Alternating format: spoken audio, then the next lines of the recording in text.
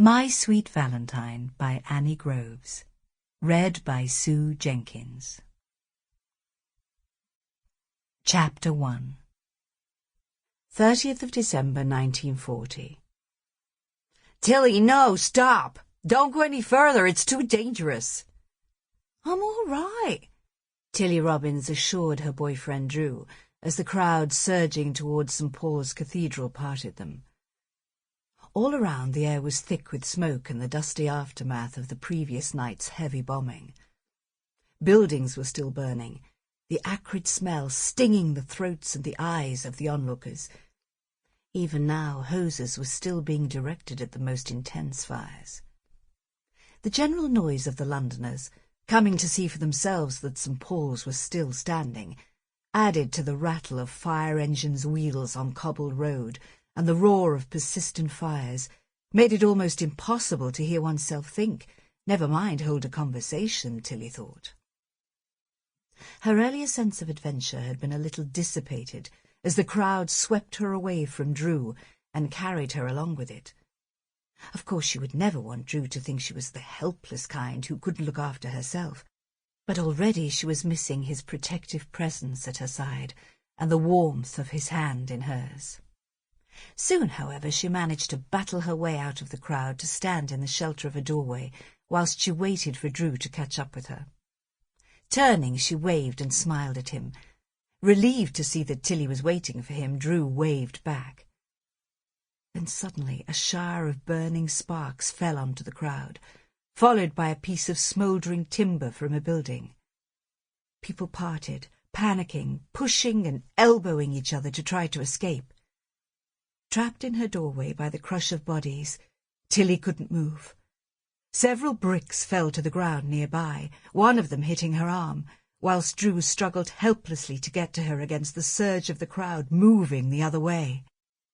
"Watch out! The old building's gonna go!" Tilly heard someone yell. People scattered in every direction. Frightened herself now, Tilly too started to push forward, trying to escape.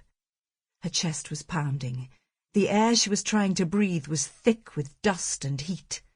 Her nose was stinging from the burning smell. She had no idea where to run for safety as the bricks showered down. Right next to her, a man was hit on the head by one of the bricks, staggering and then falling to the ground, blood pouring from his forehead. Automatically, Tilly crouched down to try to help him. Drew had been fixing his gaze on her as he fought to get to her side. Her sudden disappearance from sight had his heart slamming into his chest until the crowd parted and he could see the cream-knitted beret she was wearing on her dark curls. "Drew!" Tilly knew she was trembling with relief as Drew reached her and pulled her close. Another fall of bricks had her ducking her head into his shoulder whilst he raised his arm protectively around her. "Come on, we've got to get out of here before the whole building goes," he urged her.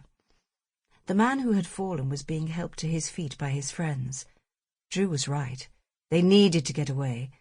But still Tilly hesitated, wanting to make sure the injured man was all right. She had just pulled a couple of yards away from Drew when she heard him yelling frantically, "Tilly, no!" The thunder of the fresh fall of bricks was terrifying. It held her paralysed where she was, right in their path. They were going to hit her. She was going to die, but still she couldn't move. A terrible sense of the ice-cold inevitability of her fate gripped her. This was it. This was her time. It was no good trying to avoid it. She couldn't escape. She could hear Drew crying out, "Tilly! Tilly!" his anguish making her heart beat faster, but he was too far away to reach her. Tilly looked towards him, all her love for him in her eyes. Drew knew only that he had to save her. Miraculously, by some superhuman power he hadn't known he possessed, he reached out for her, somehow finding the strength to pull her bodily out of the path of the falling debris and away to safety. His grip on her was so hard that Tilly could feel the sharp pain of the force he had used right through her shoulder. It wasn't that pain, though, that was making her cry, as Drew held her tightly, whilst the bricks thudded down onto the pavement behind. Sample complete. Ready to continue?